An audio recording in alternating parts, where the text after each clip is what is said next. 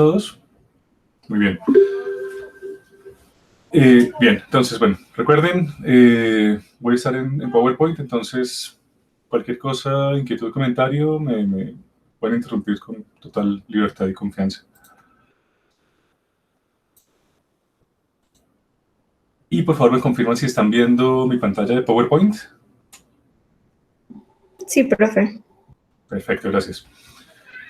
Vale, bueno, para hoy preparé realmente dos lecturas. Como ustedes se dieron cuenta al principio de esta lectura, y es la medicalización, Foucault empieza, digamos, como a traer a colación algo que él había dicho, y pues se refiere principalmente a una ponencia, una clase que él dio sobre un tema que se denominaba en ese momento la antimedicina o la crisis de la medicina, ¿no? Y de ahí, pues, digamos, él evoluciona esa temática a esta conferencia que ya es la historia de la medicalización. Entonces vamos a empezar un poco por esa lectura de la crisis de la antimedicina. ¿Por qué hablamos de una antimedicina? O más bien, porque en la época surge ese concepto de antimedicina y cómo de ahí, pues, un poco empieza a problematizar e ir un poco más hacia lo que a él le interesa, que es esa medicalización o esa historia, perdón, esa medicina social y esa historia que está detrás de esa historia, perdón, esa medicina social, pero no en realidad. Bien, entonces, partimos un poco de un escenario que ya conocemos, ¿no? Ya, digamos, hemos trabajado la cuestión de este despegue de la medicina, perdón, el mouse me está molestando, ese despegue de la medicina que se da en el siglo XVIII, ¿no? Por varias razones, ¿no? Por una crisis del modelo capitalista, ese mercantilismo que ya empieza a erosionar o pues, a partir de su desarrollo, pues ya va empezando a mutar hacia un capitalismo industrial. Ciertas prácticas también políticas, sociodemográficas, que pues nos llevan, digamos, a este escenario, ¿no? Ya hemos visto que, digamos, a partir de esa urbanización del siglo XVIII, a partir de estos conflictos entre sectores de la sociedad, de esa revolución burguesa que fue la Revolución Francesa, donde hay ese principio de igualdad, de fraternidad, y todos estos fenómenos políticos, económicos, sociales y demográficos, pues producen ciertas mutaciones dentro del conocimiento y dentro de la práctica médica, ¿no? Dentro de lo que se sabe. Recuerden ustedes que surge, digamos, este concepto de la anatomía patológica que pues empieza ya a hacer una diferenciación, ¿no? de esa relación médico-paciente hacia un concepto un poco más social, ¿no? más colectivo, y pues se pierde, digamos, esa distancia que había primado con el enfoque previo, ¿no? Con el enfoque nosológico. Entonces, tenemos un cambio, digamos, dentro de las formas de conocer y de saber acerca de la salud, ¿no? Digamos, ese concepto que denominamos medicina como cúmulo de conocimiento médico, de conocimiento de la salud y de la enfermedad, empieza, digamos, a experimentar ciertos cambios, ¿no? Epistemológicos, donde pues hay formas nuevas de aprender y de relacionarse con el conocimiento y de hacer conocimiento, ¿no? Y eso también va acompañado de cambios sociales, políticos y económicos, ¿no? Que en última instancia, pues, es la dinámica, digamos, de un poder, ¿no? Que trae consigo un saber. Me explico. Es un saber que es necesario, digamos, para el Estado, para la sociedad, y en ese sentido, entonces, pues, hay una relación doble, ¿no? Donde la medicina se empodera, y obviamente también se empodera el médico como actor social, ¿no? Y obviamente también el conocimiento médico empieza a trascender ciertos umbrales que antes no tenía, también a partir de una relación con ese conocimiento positivo, científico, que también emerge, digamos, por la misma época, ¿no? Con la Ilustración, incluso antes con un poco con el Renacimiento, pero sobre todo con la Ilustración, ¿no? Que ya empieza a haber una taxonomía y esas categorías de conocimiento no solamente empiezan a diferenciarse, ¿no? A especializar los conocimientos, sino también a crear unas ciertas jerarquías entre los conocimientos, ¿no?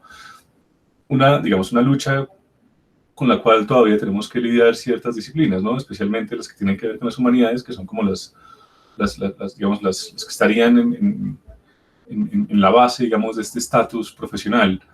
Entonces, bueno, hay una reestructuración, ¿no? de ese estatus científico, y pues obviamente también hay una cientificidad en las nuevas ciencias que intentan, pues obviamente, formalizar a partir de modelos matemáticos y estadísticos, es decir, a partir del nuevo conocimiento de la época, de los nuevos cánones de conocimiento, toda esa, digamos,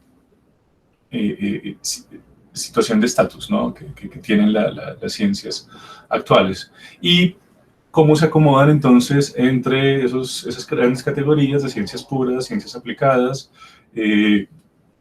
y sobre todo de una más grande categoría aún, que es lo que es ciencia y lo que no es ciencia, ¿no?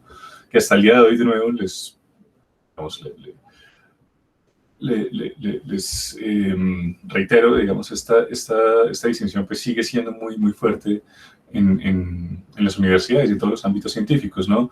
Porque también de eso dependen muchos presupuestos. Es decir, casi todos los presupuestos de ciencia e investigación dependen del estatus científico que tenga el investigador, ¿no? ¿Dónde está parado? ¿Usted es economista? ¿Usted es médico? ¿Usted es científico de la salud? ¿Usted es científico social?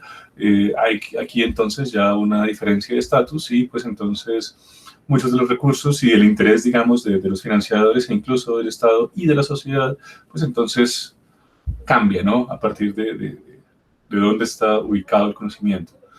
Y esto de nuevo pues es, digamos, esta ganancia, este enaltecimiento, ¿no? de la ciencia médica, pues es de nuevo producto de una dinámica que se desarrolla en Europa en el siglo XVIII, XIX. Entonces, bueno, este despegue tiene tres elementos importantes, ¿no? Como inicia, digamos, la conferencia de Foucault, que son la biohistoria, la generalización de la medicalización, ¿no? Y la economía, perdón, sí, la economía política, la economía política de la salud, que pues, digamos, son tres facetas y tres perspectivas desde las cuales podemos abordar este problema. Iniciamos entonces con la biohistoria, ¿no? Y vamos entonces a ver cómo esto se relaciona con ese concepto de medicalización y de medicina social que pues Foucault nos explica, ¿no? A partir de tres escenarios geográficos e históricos, ¿no? Tres tiempos distintos en tres países distintos, ¿no? Cómo empieza a desarrollarse ese concepto de medicina social desde la medicina de Estado con la iniciativa prusiana, ¿no? Luego esa economía urbana con la iniciativa francesa, principalmente parisina, y la iniciativa de la economía, perdón, de la medicina laboral, sí, podemos llamarla laboral, con la iniciativa netamente industrial, económica, capitalista, inglesa ya mediados del siglo XIX, ¿no? Entonces hay tres momentos, tres espacios, y obviamente hay correlatos entre todos, porque pues obviamente los británicos también están leyendo a los franceses y a los alemanes, los franceses estaban leyendo a los alemanes, y los alemanes pues sí no tienen, digamos, ningún tipo de referente, ¿no? Y también lo que condiciona esto, ¿no? Es decir, qué era Prusia, qué era Francia y qué era Inglaterra en ese momento para que pueda darse esa emergencia de esas prácticas y de esas realidades, ¿no? Que son esos tres tipos de medicina social. Esto, digamos, tiene cierta vigencia cuando ustedes ya vean, digamos, el tema de salud pública. Digamos, dentro de la historia de la salud pública, hasta el día de hoy casi que se considera esta misma cronología, ¿no? En muchos autores, sobre todo digamos, dentro de la escuela francesa de pensamiento, es muy recurrente que ustedes encuentren esa misma cronología, ¿no? Que establece Foucault. Esos tres momentos, ¿no? De una medicina, digamos, desde el Estado, desde la ciudad y desde el mercado prácticamente, ¿no? porque digamos que sí, es decir, hasta el día de hoy pues siguen siendo como esos tres grandes momentos de la salud pública. Ya con la globalización, digamos, empieza a haber otro tipo de dinámicas que, pues, bueno, ya veremos más adelante. Entonces, bueno, este despegue, de nuevo, pues es lo que hemos venido estudiando hasta ahora, es decir, desde qué condiciones del conocimiento a nivel epistemológico, qué cambia en el conocimiento médico, en el conocimiento de la salud, qué es lo que va transformándose, digamos, qué es lo que se va adquiriendo, cuáles son esas luchas, digamos, a nivel científico, ¿no? Entre los diferentes espacios de conocimiento que hay en la medicina del siglo XVIII. Ya habíamos visto, ¿no? Esa medicina ilustrada, esa medicina positivista, positivista, como lo quieran llamar, qué es lo científico, qué es lo no científico, ¿no? Cuáles son las prácticas más reguladas y pues también esa conciencia de clase. Pues, recuerden ustedes también que digamos, con la burguesía, con la emergencia de la burguesía y sobre todo el empoderamiento de la burguesía, pues ya muchas prácticas empiezan a entrar en desuso, ¿no? Y sobre todo muchas concepciones y muchos prejuicios también. Hemos visto que hasta el siglo XVIII la aristocracia y muchos segmentos de la sociedad arrastraban de Grecia ese concepto de que la relación, digamos, las formas de producción a partir del trabajo físico eran indignas, mientras que lo digno era, digamos, unos ingresos o un sustento a partir ya de actividades más intelectuales, ¿no? Y eso pues también fue lo que hizo que por mucho tiempo existiera ese divorcio entre la medicina y la cirugía, ¿no? Porque pues lo quirúrgico, perdón, es completamente físico, completamente manual, ¿no? Casi que artesanal hasta cierto punto, ¿no? Mientras que digamos, parte del diagnóstico ya es un ejercicio, o era un ejercicio completamente intelectual, abstracto, ¿no? No tocaba ensuciarse las manos ni tocar a nadie, entonces existía, digamos, esa división y entre ambos conocimientos, pues existía también una diferencia de estatus y de poder muy fuerte, que se rompe en el siglo XIX porque pues ya el trabajo es uno solo, ¿no? Para esta clase social que es la burguesía, y en esa medida, pues entonces ya no hay esa diferencia entre lo intelectual y lo físico, lo manual, ¿no? Ya no hay indignidad en el trabajo, sino todo lo contrario. La dignidad, la virtud misma nace es del trabajo, ¿no? Y el trabajo es uno solo, ¿no? Es decir, cualquier actividad humana que transforme la realidad para generar algún tipo de bienestar, ¿no? Es trabajo y ya pues, eso puede ser físico o mental o intelectual, ¿no? Ahora, ¿por qué Foucault habla de una crisis de la medicina y por qué esta crisis surge con el mismo despegue de la medicina, que es digamos, la tesis de Foucault?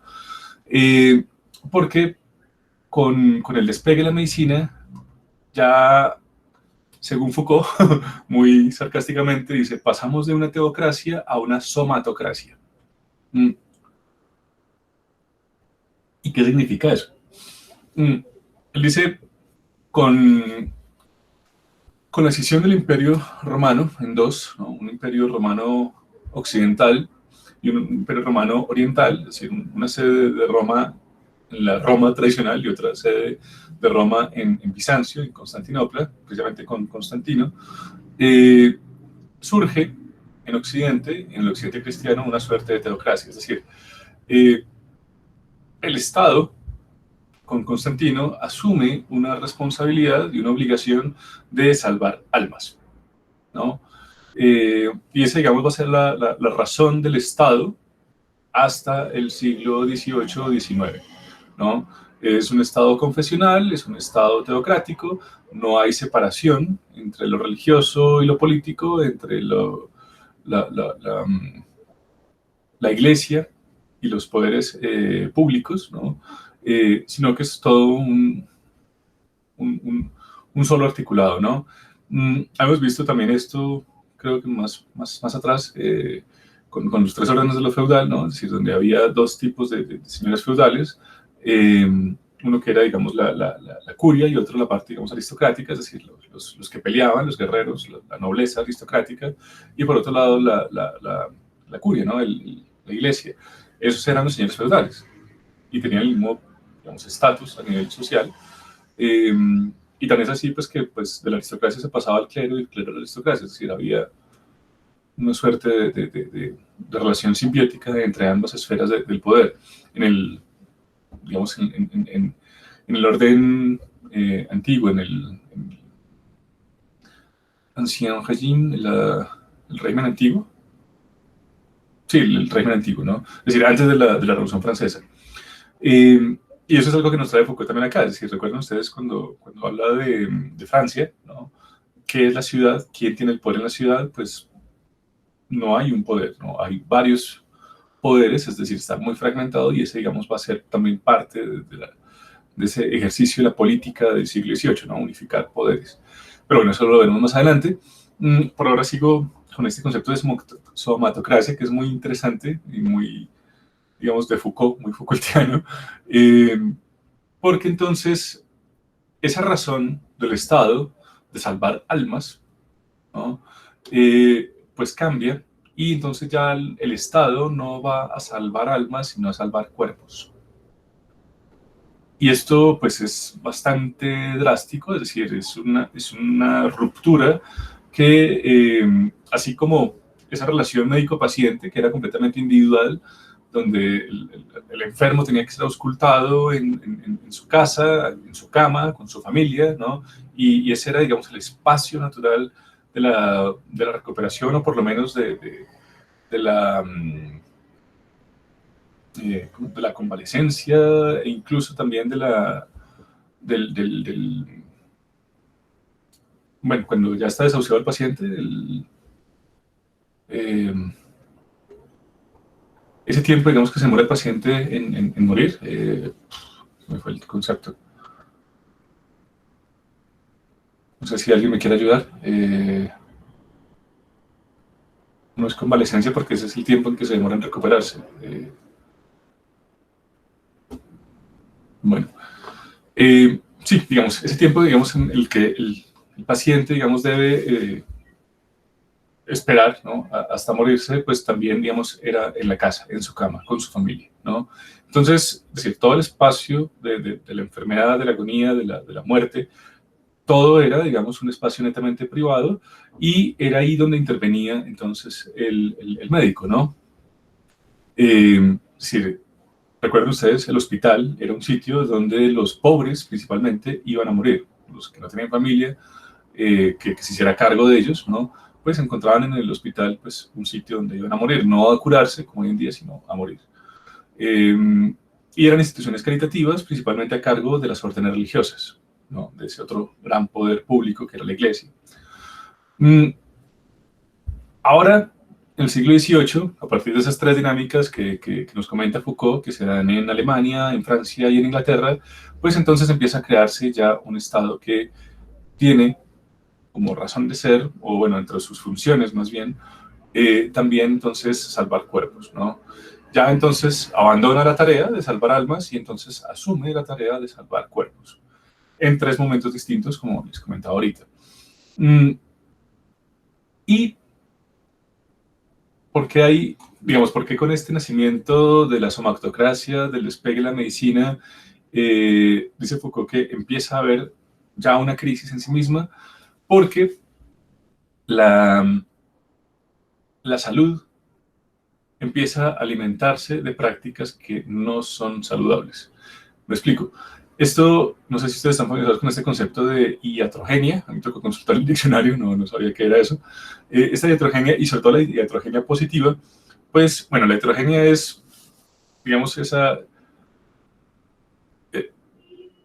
esos colaterales, digamos, que se dan en la práctica médica, es decir, hay un porcentaje, ¿no? De una probabilidad, perdón, de que el paciente se salve o no se salve a partir de la práctica médica, ¿no? Entonces, pues, esa pérdida de pacientes, esa muerte accidental, pues es lo que se conoce como iatrogenia.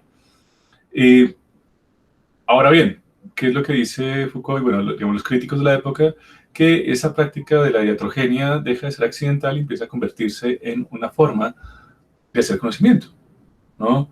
Y que, pues, para la muestra hay una gran cantidad de ejemplos, ¿no? Es decir, desde la Primera, Segunda Guerra Mundial, que los médicos, tanto nazis como soviéticos, incluso los gringos en la CIA, empiezan a experimentar con los soldados, con ciertas poblaciones, como los presos, ¿no?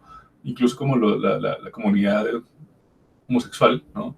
Empiezan a experimentar con sus cuerpos formas, digamos, nuevos tratamientos, ¿no? Recuerden que habíamos dicho que la ética pues, no era una gran preocupación, y la bioética, hasta la segunda mitad del siglo XX, ¿no? La práctica con la experimentación, más bien, con los cuerpos, pues era algo que era más bien recurrente, es decir, era más bien la norma que la excepción, ¿no? No era algo extraño.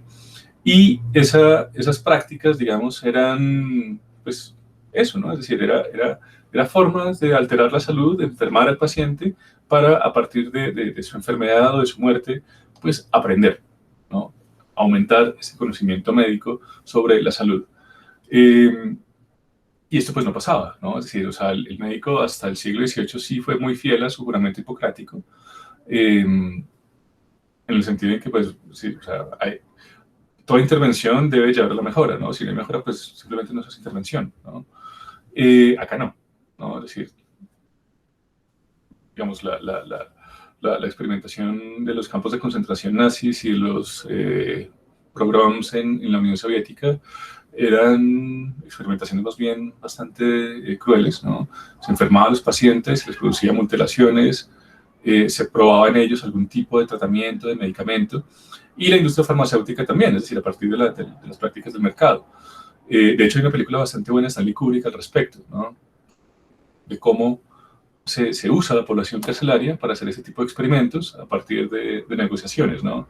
Se rebajan penas o con población pobre, ¿no? Es decir, también se le hace firmar un consentimiento informado donde pues acepta todo tipo de vejámenes a cambio de plata, ¿no? Entonces los laboratorios pueden experimentar con mi cuerpo y pues a cambio recibo una compensación económica.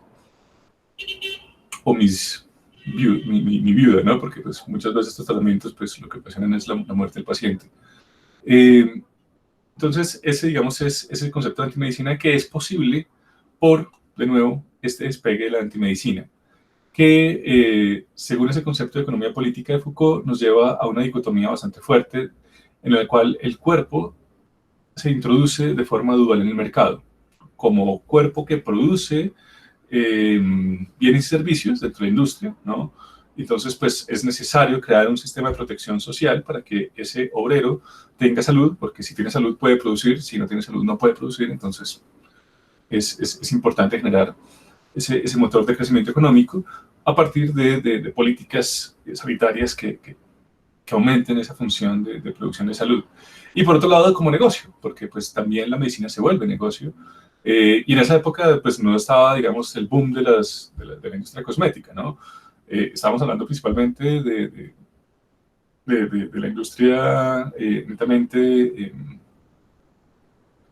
farmacéutica, ¿no? Pero la farmacéutica, digamos, antibiótica, ¿no? Principalmente, ¿no? Entonces sí, hay, digamos, esa doble introducción y pues bueno, obviamente pues Foucault encontraría que, ¿no? Con la medicina cosmética de hoy en día, pues bueno, ahora sí que es el negocio, ¿no? Y bueno, todo esto es posible porque pues hay una experimentación previa, hay una acumulación de conocimiento y una producción de conocimiento a partir de una experimentación con cuerpos, ¿no? Que no está regulada por ningún tipo de ética y que pues, es decir, pone en entredicho ese juramento hipocrático, ¿no? Es decir, cuál es la razón del médico, ¿no? Digamos, toda esa historia que tienes de ese ejercicio, digamos, deontológico, ¿no? Entonces, bueno, es por eso que surge, digamos, esa crisis, en la medida en que ya empieza a consolidarse ese despegue, nace con esa crisis en sí misma. Es decir, con esa suerte de antimedicina, ¿no? Entonces, ¿qué es eso la biohistoria?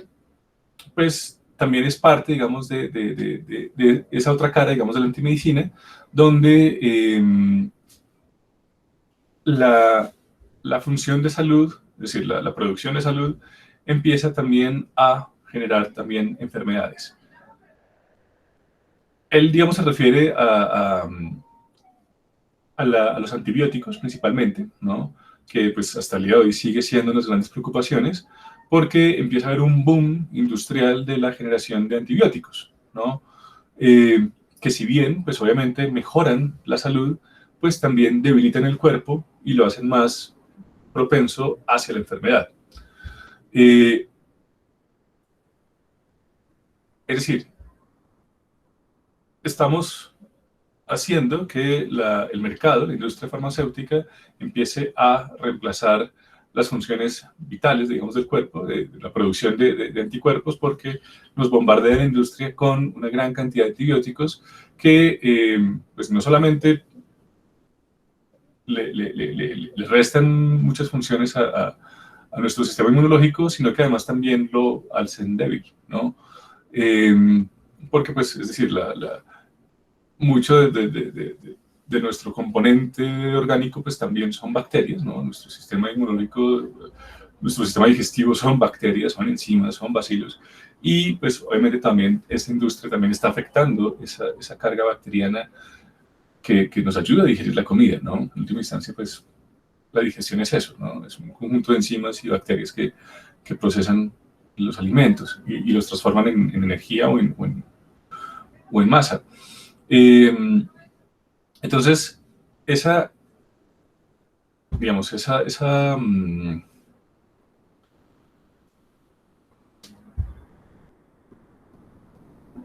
alteración, ¿no? de esos ciclos vitales están cambiando nuestra descendencia, están alterando nuestra genética incluso, ¿no? Y pues nos están volviendo más vulnerables como especie, es un poco la crítica que hace Foucault, y por eso habla de una biohistoria, ¿no?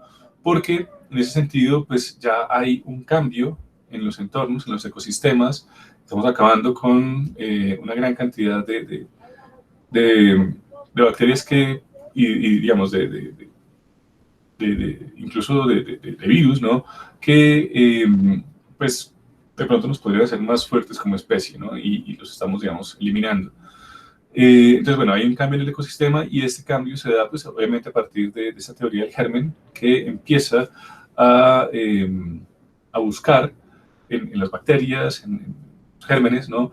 Toda la fuente de enfermedades y empezar a eliminar esos gérmenes, ¿no? Entre las prácticas asépticas, la higiene, ¿no? La pasteurización, es decir, todos estos elementos que conllevan a que vivamos como en burbujas, ¿no? De ajenos, digamos, a cualquier relación con el entorno, ¿no? Y, pues, como dice, eso nos va debilitando.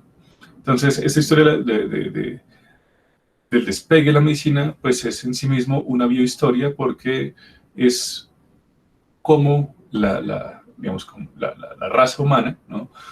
O la especie humana, ahí no tengo muy claro cuál es la, la diferencia biológica, pues empieza a tener un cambio en su composición ya a nivel genético, ¿no? Cosa que antes pues no existía. Entonces, bueno, por ese lado, ¿no? Entonces, ¿qué es lo que dice? Bueno, la medicina con la iatrogenia, la medicina no mata por ignorancia, sino por conocimiento. Es decir, este saber de la medicina ahora, pues, se ha vuelto peligroso. Por eso, bueno, les voy a leer esta cita de Foucault, que está aquí al final. El no saber ya ha dejado de ser peligroso y el peligro radica en el propio saber. El saber es peligroso no solo por sus consecuencias inmediatas a nivel del individuo o de grupos de individuos, sino a nivel de la propia historia. Esto constituye unas características fundamentales de la crisis actual, ¿no? De esta crisis de la antimedicina que surge de nuevo con el despegue de la medicina. Y esta heterogénea, pues bueno, tiene que ver con la eugenesia, tiene que ver también con esa cientificidad y esa racionalidad y ese, digamos, espíritu de aventura de los científicos del siglo XIX por descubrir y por ponerle su nombre y su apellido a cierto tipo de enfermedades, ¿no? Y a cierto tipo de problemas, digamos, morfológicos, si se quiere, ¿no? Porque de nuevo, pues recuerden ustedes, ¿no? Este principio de la normalización, entonces lo que no es normal, entonces es susceptible de llevar el nombre de alguien, primero que lo descubre, ¿no? Alguna anormalidad en el cuerpo, o en el funcionamiento del cuerpo, pues entonces es el campo de alimento de estos egos científicos y racionalistas del siglo XIX y sobre todo esa individualidad que surge en el siglo XIX. Individualidad que de nuevo Foucault dice no es, digamos, es ajena a la lógica de la medicalización, ¿no? Que también es otra de las tesis de Foucault, ¿no? Él dice, con la sociedad liberal, capitalista, burguesa, individualista, la medicina no se vuelve individualista, sino todo lo contrario, se vuelve social, ¿no? Que es bueno, la paradoja, digamos, que él nos trae como una de sus tesis más importantes en ese texto. ¿Hasta aquí alguna pregunta?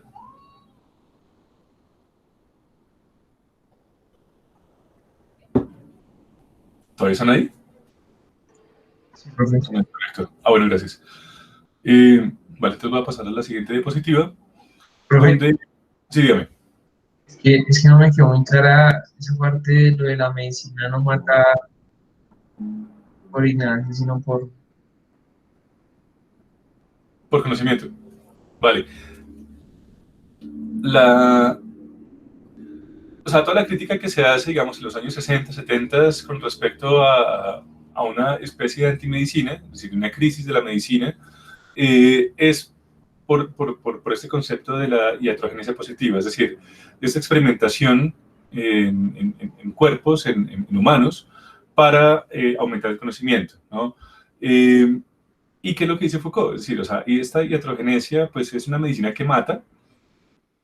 No es que antes la medicina no matara, porque pues, digamos, o sea, de nuevo, siempre ha habido, digamos, una probabilidad muy grande de que el paciente, pues, no responda bien a los procedimientos, a los tratamientos, sino que ahora lo que busca prácticamente es eso, que mate. Es decir, en la medida en que vemos cómo esos procedimientos o esas intervenciones matan a los sujetos de prueba, pues entonces es que se aumenta el conocimiento.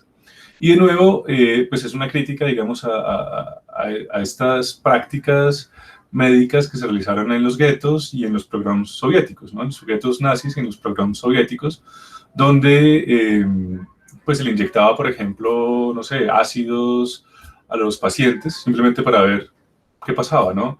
Es decir, o sea, se les practicaba, digamos, cierto tipo de mutilaciones, eh, se digamos, hacía una gran cantidad de tratamientos y de experimentos bastante, digamos, crueles en el contexto actual de la palabra, simplemente para ver eso, ¿no? ¿Qué pasaba? Entonces eso, se hacían mutilaciones, se le inyectaban a las personas elementos químicos, también para ver cómo reaccionarían ante una guerra química la otra población y cómo combatir, digamos, los efectos, ¿no? También entonces, de nuevo, se enfermaban los pacientes y se probaban las vacunas, si no, pues, si no funcionaba la vacuna, pues se moría el paciente, ¿no? Cosas como esas. Entonces,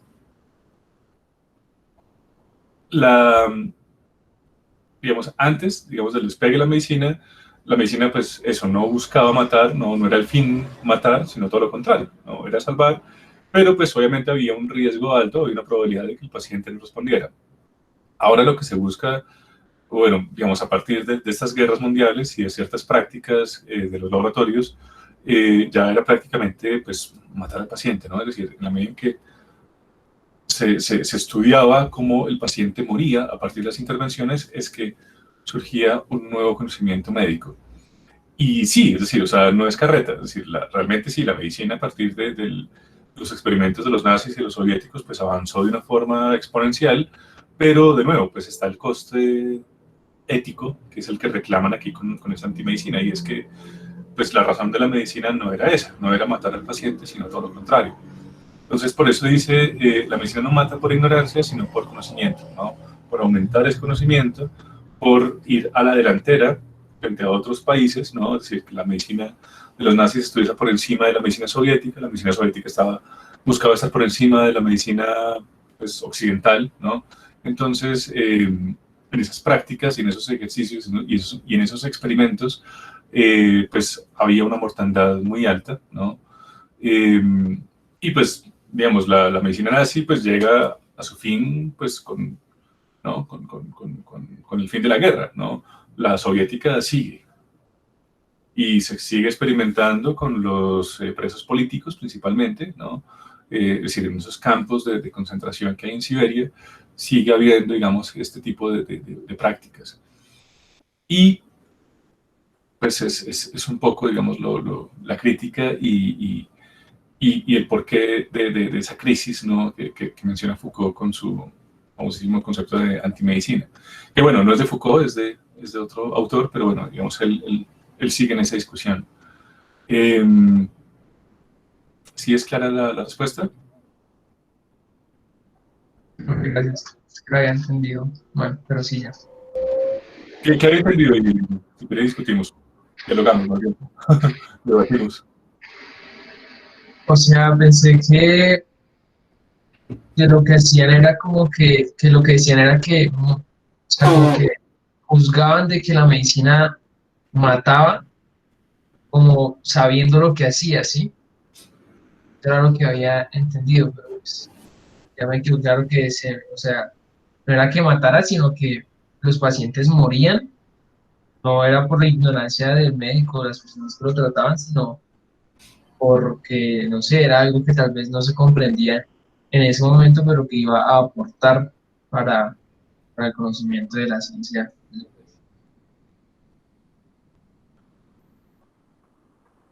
Pues no es una lectura tan distinta, sí. La,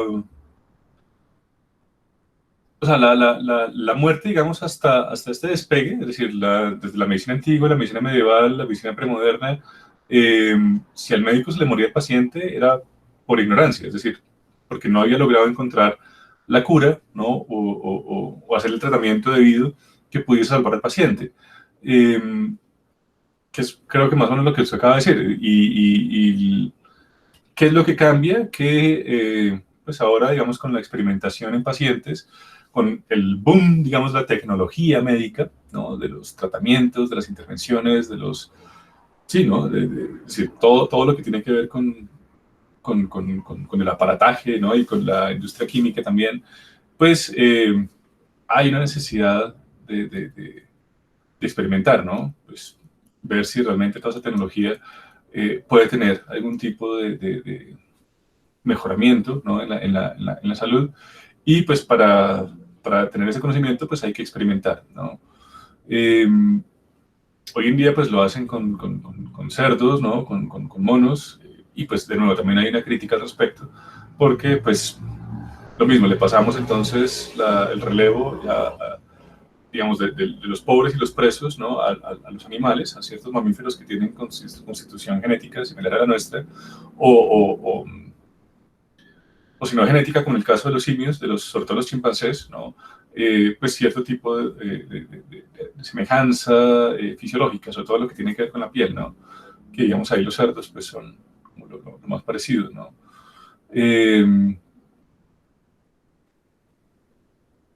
Bueno, igual vamos ahondando un poco más y esto pues es algo que vamos a seguir comentando más adelante. Bueno,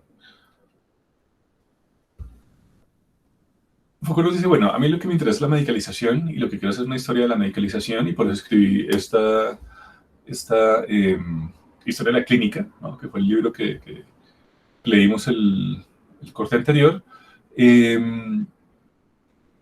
y cómo esa medicalización, pues eso, ¿no? Pasa de ser un acto completamente individual, privado, ¿no? A constituirse en una cuestión ya generalizada y pública, ¿no?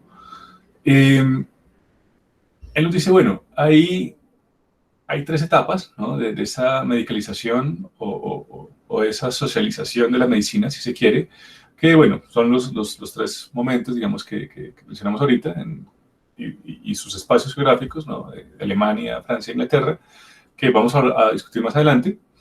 Y pues dice, bueno, la medicina moderna es una medicina social, es decir, esa medicina que surge a finales del siglo XVIII, se despegue la medicina y ese estatus, digamos, de medicina moderna, medicina científica, medicina positiva, pues tiene fundamento en una cierta tecnología del cuerpo social, ¿no? Es decir, la sociedad entonces es vista como un cuerpo que es susceptible de ser diagnosticado e intervenido, ¿no? Y hacer, digamos, una suerte también de prognosis al respecto. Hay unos cambios entonces que son importantes, digamos, que marcan, digamos, esa ruptura. Y pues una, digamos, es la demanda del enfermo. Ahorita vamos a volver un poco a esto más adelante.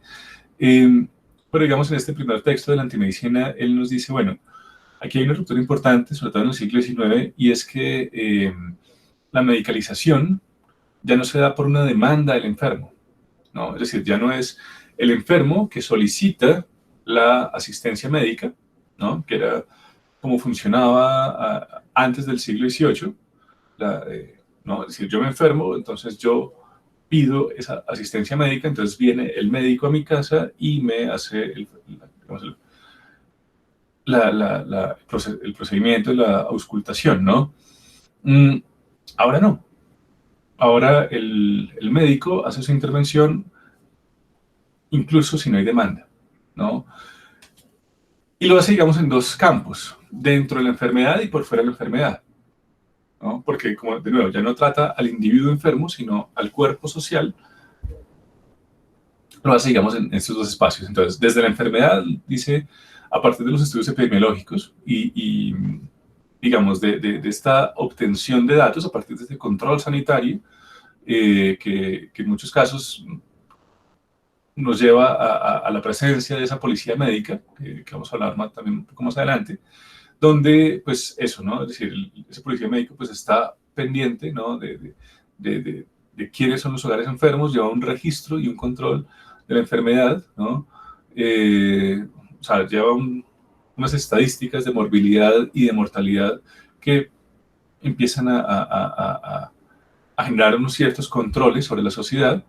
Y por otro lado, pues empieza la medicina a tratar a muchas poblaciones que hasta el momento no se consideraban enfermos, los empieza a tratar como enfermos, ¿no? Entonces empieza a intervenir en la población criminal, a mirar si su criminalidad es por la presencia de una enfermedad o no. Entonces, esto implicaría, y pues hasta el día de hoy sigue siendo así, ¿no? Dos tipos de castigo y de condena completamente distintos, ¿no? Si su acto criminal es porque está enfermo, entonces pues es tratado como enfermo, ¿no? Entonces se va a un hospital psiquiátrico, ¿no? Donde pues va a recibir una suerte de terapia, ¿no? Porque pues prácticamente que no es su culpa. Es decir, la responsabilidad entonces del sujeto ya es completamente aislada, ¿no? Ya no es responsabilidad del sujeto porque pues es culpa ya no de él, sino de su enfermedad. Entonces lo que se va a tratar es su enfermedad y entonces se lleva a un sitio donde van a castigar a su enfermedad, no al sujeto, sino a su enfermedad, a eliminar su enfermedad y pues entonces se le lleva a un hospital psiquiátrico, ¿no? Donde pues se le va a hacer una suerte de tratamientos. Y si no está enfermo, pues entonces ya se le lleva a una cárcel, porque pues entonces sí es responsable de sus actos, ¿no? Entonces, bueno, ahí, digamos, de nuevo, la medicalización llega hasta esa esfera, ¿no? Es decir, por eso Foucault nos habla de una medicalización indefinida, porque entonces ya no es el sujeto enfermo, sino un espectro muy grande y que incluso pues llega a tener implicaciones dentro de lo jurídico, ¿no? Dentro de lo legal. Y esto, digamos, hablando desde la enfermedad, ¿no? Es decir, donde ya el paciente no pide ser auscultado, sino que el médico va a hacer esa auscultación. Y por otro lado está también la esfera de la no enfermedad, ¿no? Por ejemplo, en la infraestructura civil, ¿no? Es decir, todos los procedimientos que se hacen en París, en Londres, en Berlín, en Prusia, donde pues hay una planificación urbana, perdón, que pues busca controlar las miasmas, sobre todo digamos, como fue concebida en Alemania y sobre todo principalmente en Francia, ¿no? Donde pues la disposición de los mataderos, de los mercados, pues tenía que responder a una dinámica donde esos aires, ¿no? Esas miasmas, pues circulasen, ¿no? De una forma eficiente, ¿no? No que se acumularan en esa población. No sé si ustedes recuerdan un poco esa teoría de los cuatro humores. No sé si ya vieron un poco de esto en detalle. Esa teoría de los cuatro humores pues era simplemente una concepción mecánica de la medicina, ¿no? Entonces, si el aire estaba caliente, pues lo más seguro es que el aire interno del cuerpo, además funcionaba a partir de esa concepción macro y microcosmos, ¿no?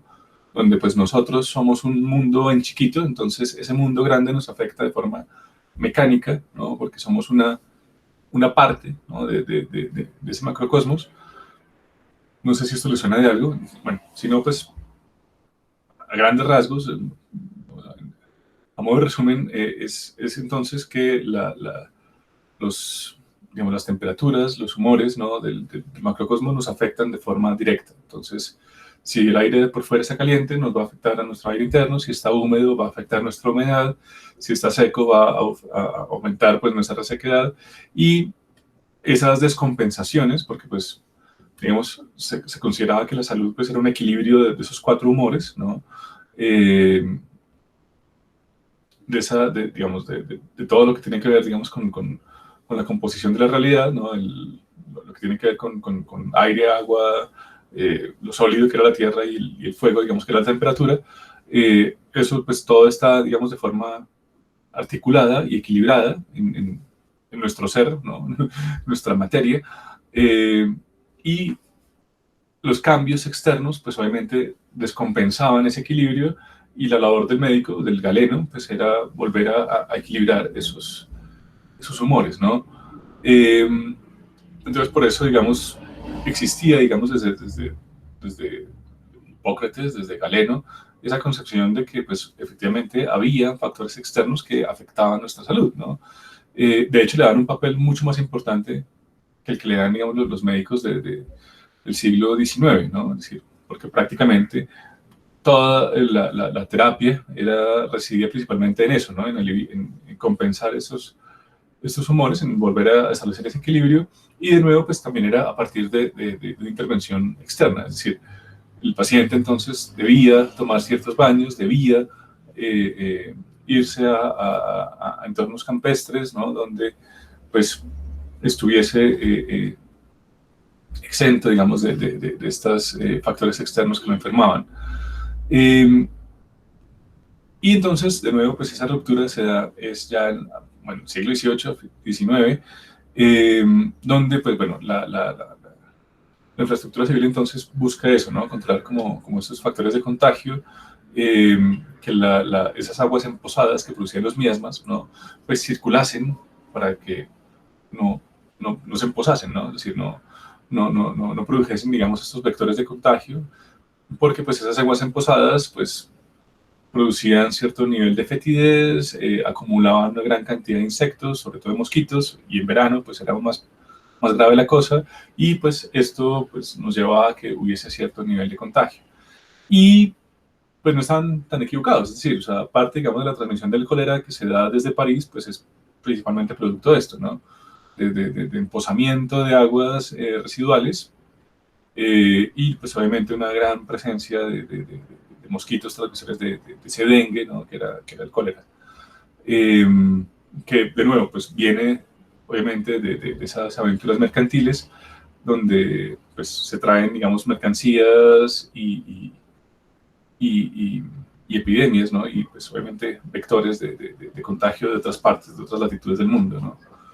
Entonces, bueno, digamos, la infraestructura civil, esas obras de ingeniería civil que tienen este aspecto sanitario, ¿no? La demolición de viviendas en los puentes, que nos comentaba también Foucault, porque, de nuevo, pues esas aguas estancadas, esas aguas residuales, pues subían, ¿no? A las viviendas de los puentes y pues las contagiaban.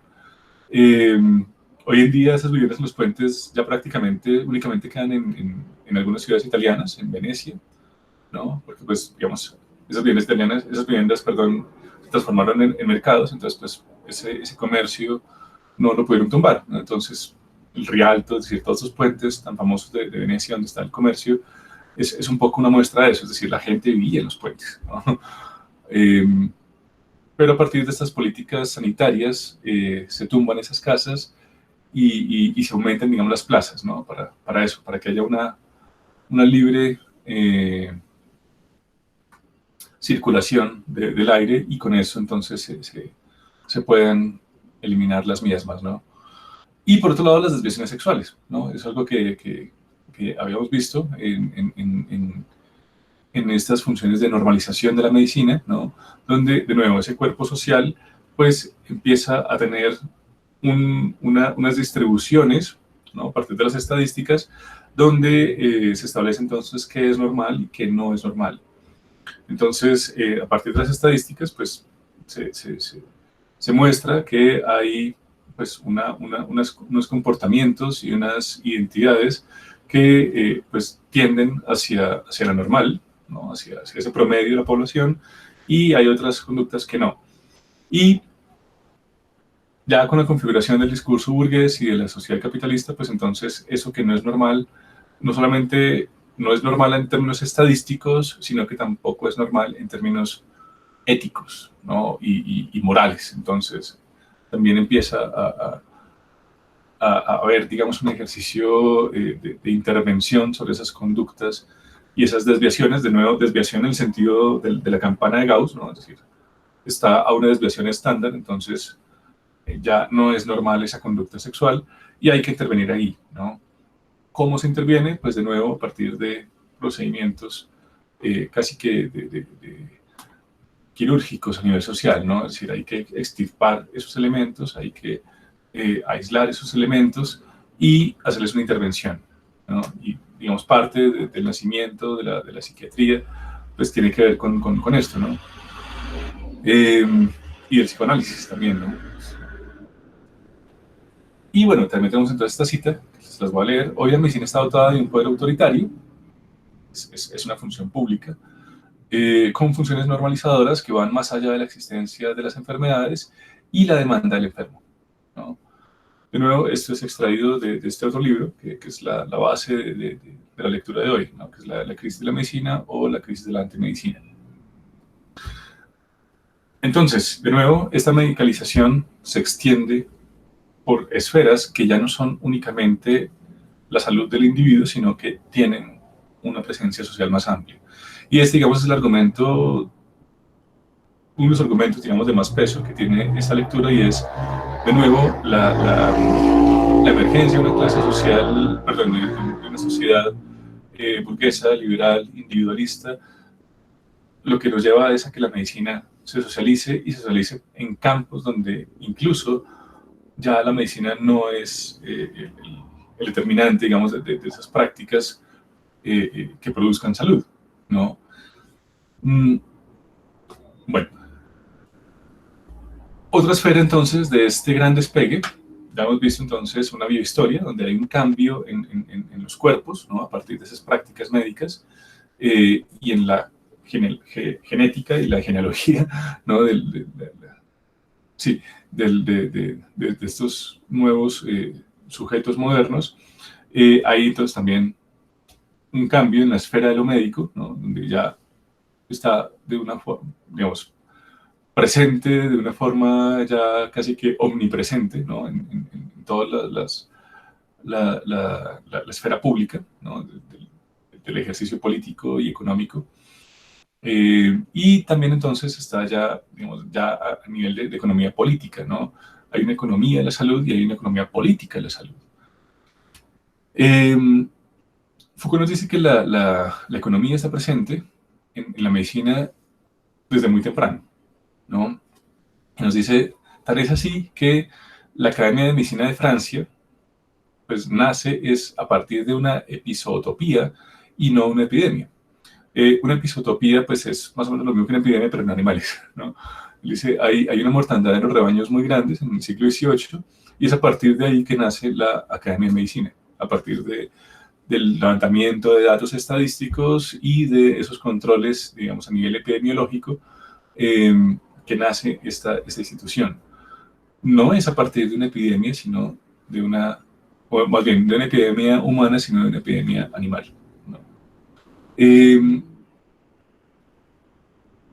¿Por qué? Porque pues, es un problema económico, ¿no? Es decir, está afectando el negocio de, pues, de los tratamientos, y es ahí entonces donde nace, digamos, esta institución, perdón, que es la Academia de Medicina. Hay entonces una presencia de la economía, ¿no? A partir de una política pública, ¿no? Una política pública que puede ser a partir de asistencialismo, que digamos es la última faceta de esta política pública, o a partir de un sistema de seguridad social, ¿no? ¿Cuál es la diferencia entre la seguridad social y la asistencia social? Que la seguridad social es un régimen contributivo donde el trabajador paga una prima, una cuota de un seguro de medicina, ¿no? Un seguro de vida, si se quiere. Se lo paga entonces al Estado, y el Estado entonces, cuando este individuo se enferma, pues entonces le da salud. Este, digamos, es el nacimiento de la seguridad social, y eso se da principalmente en Alemania, ¿no? Se da, digamos, con Otto von Bismarck, ¿no? Digamos, ya bastante entrado el siglo XIX, con la unificación alemana. Y hay otra contraparte que es la asistencia social, y es, bueno, ya no se le cobra entonces al trabajador por su seguridad social, sino que a partir de impuestos colectivos, entonces se financia un sistema donde, pues cuando los pobres se enferman, pues entonces son llevados a hospitales y son, digamos, son tratados con recursos que son del Estado, ¿no? Entonces, digamos, hay un sistema, es decir, la seguridad social en última instancia es un régimen contributivo, la asistencia social es un régimen no contributivo, más o menos, en términos económicos sería como la gran diferencia, ¿no? Ambos, digamos, tienen su sustento, digamos, en una red pública hospitalaria, ¿no? Y pues obviamente esa red pública hospitalaria empieza a crecer de una forma bastante acelerada. Y también entonces son cubiertos por un cuerpo profesional de médicos que también entonces empiezan a ser funcionarios públicos, ¿no? Bien, y esto pues de nuevo dentro de este espectro de la somatocracia, porque el Estado, digamos, tiene la función entonces de salvar los cuerpos, ¿no? De tener cuerpos sanos.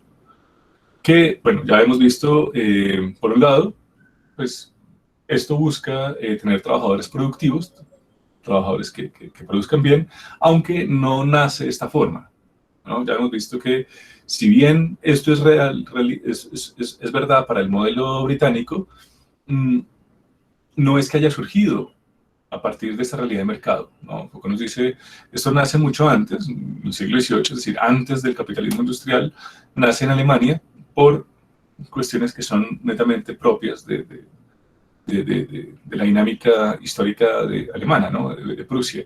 E incluso también antes del modelo británico también hay un modelo francés que de nuevo tampoco responde necesariamente a este aspecto, digamos, somatocrático, ¿no? Esta, digamos, es una realidad del siglo XIX y es una realidad específicamente de Inglaterra, que de ahí, de nuevo, pues se vuelve, digamos, algo internacional durante el siglo XX, ¿no?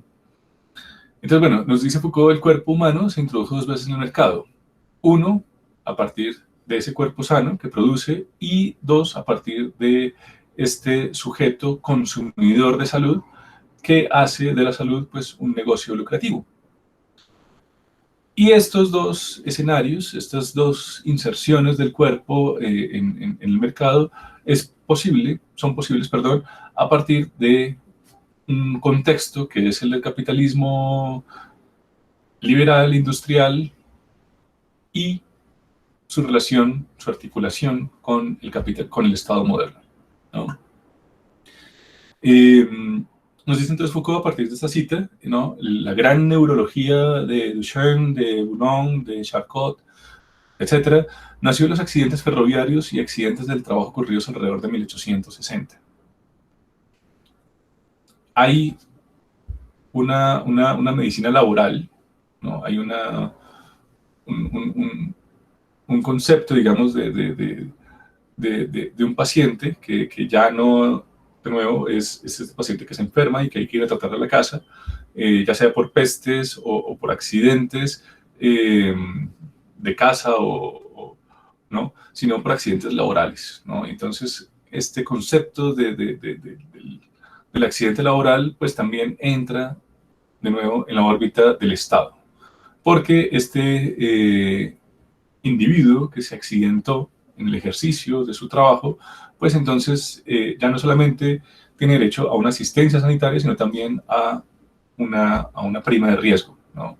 Es decir, el Estado también empieza a hacerse cargo de las familias, de los ingresos que se están dejando de percibir por esta accidentalidad laboral. En la primera instancia, el Estado le endosa la responsabilidad a la fábrica, ¿no? a la industria, que ha mutilado o que ha accidentado a este trabajador, y después entonces comparte, digamos, esta responsabilidad y se crea, digamos, esta política de primas laborales, ¿no? de primas de riesgo laboral. Por ese lado, ¿no? Entonces, de nuevo, la medicina ya también entra en la órbita económica a partir de este diseño de políticas asistenciales o de aseguramiento, ¿no? Con un nuevo marco, digamos, político que es la política social, ¿no? Y de nuevo, pues bueno, hay una medicina social porque de nuevo hay una política social, ¿no? Hay un perfecto correlato ahí, una correlación bastante amplia. Y también entonces tenemos este aspecto del consumo de salud a partir de una dinámica de mercado que pues convierte la salud en un negocio, ¿no? Hay entonces un aseguramiento segmentado, no toda la población digamos, está en capacidad y en condición de recibir el mismo tipo de seguro. Tenemos un seguro para la población pobre, el que nace con la ley de pobres, ¿no? en Inglaterra, que pues obviamente tiene una cobertura muy limitada, muy, digamos, dada hacia enfermedades que tienen que ver con lo viral, es decir, con esas enfermedades transmisibles, o con cuestiones que ya tienen que ver estrictamente con su ejercicio laboral, ¿no? Es decir, estos accidentes, sí, ya sean, digamos, accidentes porque hay una mutilación, ¿no? Porque, digamos, en el ejercicio, digamos, de la dinámica industrial sufrió algún tipo de mutilación, o porque pues estuvo muy expuesto a químicos o al carbón, entonces también sufrió, digamos, algún tipo de afectación en su salud por eso. Entonces, eso es lo que le cubre el seguro, ¿no? Es decir, este tipo de riesgos profesionales, ¿no? Por el ejercicio de su condición obrera, ¿no? Pero también entonces tenemos que lo que está por fuera de ese aseguramiento, que digamos ya incluye algún tipo de tratamientos extras, ¿no? Ya entonces hay otro tipo de seguros y solamente entonces a estos tiene acceso, pues, los quintiles, digamos, de mayor ingreso, ¿no? En las sociedades. Entonces empieza a haber una segmentación del mercado del aseguramiento, ¿no? Donde hay un aseguramiento general, público, ¿no? Para todos, al cual, digamos, todos tienen acceso, y otro tipo de aseguramientos que pues ya implican una medicina, digamos, más especializada e incluso hasta cierto punto, digamos, cosmética, ¿no?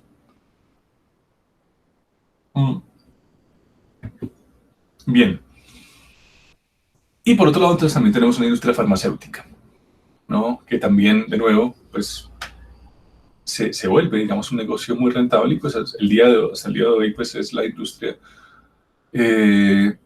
con la mayor tasa de utilidades netas, ¿no? Es decir, por encima de la banca, por encima de cualquier otro tipo de actividad económica, es la industria farmacéutica la que tiene la más alta rentabilidad hasta el día de hoy. Es decir, estamos hablando de rentabilidades de un 50%. Eso en ninguna otra industria se da, ¿no? De nuevo, ni siquiera en la bancaria, que uno siempre se escandaliza con los rendimientos que tiene la banca a final de año, ¿no? Que son trillones de pesos que se gana, digamos, solamente en utilidades por movimientos, o billones de pesos. Pues la industria farmacéutica puede duplicar y triplicar fácilmente ese margen de utilidades, ¿no? Y por eso, pues también está dispuesta a hacer ese tipo de experimentaciones de las que hablábamos anteriormente, ¿no? De matar, ¿no? Por obtener simplemente un mayor aumento en su conocimiento y en la eficacia, ¿no? de sus tratamientos, ¿no? Y hasta el día de hoy, es decir, o sea, no es algo, digamos, que haya pasado, es decir, hasta el día de hoy, pues, digamos, esta regulación que le impide, digamos, a la industria farmacéutica experimentar en países desarrollados, pues lo hace por debajo de cuerda en países no desarrollados, países que, pues, no les importa tanto su gente, ¿no? La industria farmacéutica, pues, digamos, sigue con estas dinámicas en países no desarrollados, principalmente África. África se ha vuelto, digamos, el gran laboratorio de la industria farmacéutica occidental. Es una realidad de puño, lo que pasa es que, pues, las investigaciones al respecto, pues, no son muy amplias, ¿no? Pero pues, es una realidad. Y bueno, esto de nuevo, pues entonces genera simetrías de poder, es decir, tenemos entonces un sector, digamos, más rico, con una esperanza de vida más amplia, tenemos entonces una clase pobre con una esperanza de vida más baja, ¿no? No solamente a nivel internacional, es decir, no solamente los países ricos tienen una longevidad mayor que los países pobres, sino también dentro de los países, ¿no? Entonces hay una doble desigualdad entre países e intrapaíses, ¿no? En términos de salud. Y esto por esa situación de poder, ¿no? ¿Cómo estamos de tiempo? Bueno, vamos bien. Ya saben, si hay preguntas, inquietudes. ¡Qué calor! Bien, entonces sigamos la siguiente diapositiva y aquí entonces ya entramos de lleno digamos, en las tesis de Foucault. Ahí entonces ya vimos una medicina social que es posible por todo este conjunto de condiciones, o más bien que se hace visible a partir de este conjunto de condiciones que acabamos de ver, más bien, es decir, todo esto que acabamos de ver son más bien como efectos, ¿no? De esa medicina social que es en última instancia ese despegue, perdón, ese despegar, ¿no? de la medicina que hace que afecte esferas públicas a las cuales no tenía acceso antes, ¿no? Y esto es de nuevo posible por circunstancias históricas particulares de Occidente.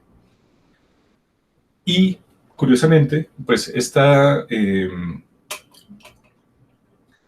asimilación, ¿no? de la medicina dentro de los campos políticos, económicos, no se lleva a cabo en los estados más fuertes de Europa, sino prácticamente en el estado, o uno de los estados más débiles de Europa, ¿no? El estado moderno y la medicina moderna no surgen, ¿no?, en donde había poder político o poder económico, sino que nacen donde no lo había, y nacen en Prusia, ¿no?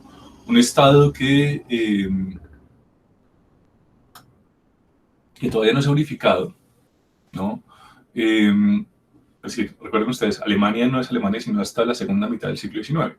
Antes era un conjunto de principados que, pues, de nuevo, son articulados y unificados a partir de este estado o este principado que era Prusia, ¿no?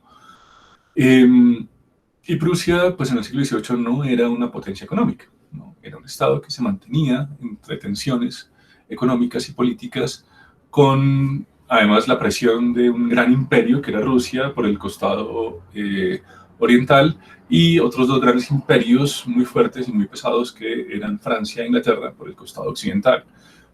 Entonces, la situación de Prusia era bastante incómoda. Tenía, digamos, unos vecinos bastante incómodos, bastante problemáticos, porque pues eran vecinos que todo el momento, digamos, durante toda su historia imperial, pues intentaron expandirse por estos dominios, ¿no?, por estos territorios.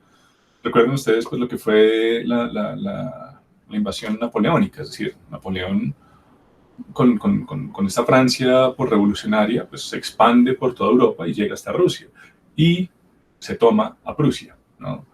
Y pues Rusia también intenta hacerse con más y más territorios por el lado, digamos, por su frontera occidental, ¿no? Es decir, con toda la política de Catalina la Grande y los Romanov, pues es no solamente aumentar su territorio en las estepas, en la tundra rusa, es decir, todo lo que es sus territorios en Asia, sino también aumentar sus territorios en el este, ¿no? Y pues hay una presencia, digamos, muy fuerte, y se toman lo que es Polonia, la actual Polonia, ¿no? Y pues obviamente eso los pone digamos, en una frontera con Prusia. Entonces, esto, digamos, es una de las características de por qué empieza a ver en Prusia, ¿no?, toda esta ciencia del Estado, ¿no?, toda esta filosofía que promueve no ya una concepción de ciudadanía como la que se piensa en Francia en la Revolución, sino de una relación, digamos, del individuo con el Estado, ¿no?, a partir de un contrato social que permita al Estado, pues, ser el mediador de sus intereses, ¿no? ¿Qué nos dice Foucault? Bueno, digamos, hay una burguesía que crece en Alemania, es decir, desde el Renacimiento, es decir, cuando Alemania se convierte en ese corredor entre las ciudades-estado del norte, ¿no? Brujas, Amberes, Ámsterdam, es decir, todos los Países Bajos, todo lo que era digamos, esos dominios flamencos, ¿no?, que, digamos, que manejan y articulan toda la riqueza del Mar del Norte. Y por otro lado, pues teníamos entonces las ciudades-estado italianas y del sur de Francia y de España, que pues obviamente dominaban toda la órbita del Mediterráneo, ¿no? Entonces, ¿cuál era el corredor y el espectro natural entre ambos territorios? Pues todo el corredor del Rin, ¿no?, y del Danubio, que era, pues, principalmente todos estos principados y estos estados alemanes, ¿no? Y eso entonces permite consolidar una burguesía alemana, ¿no?, que pues ya con el descubrimiento de América y con, de nuevo, esa transferencia, digamos, si se quiere, del poder y de la riqueza del Mediterráneo ya hacia el Atlántico Norte, ¿no?, hacia esos centros de poder que ya no era Italia, ya no era Bizancio, ¿no?, sino ya eran estos grandes imperios de España, Portugal, Francia, Inglaterra y también durante el siglo XVII gran parte de los Países Bajos.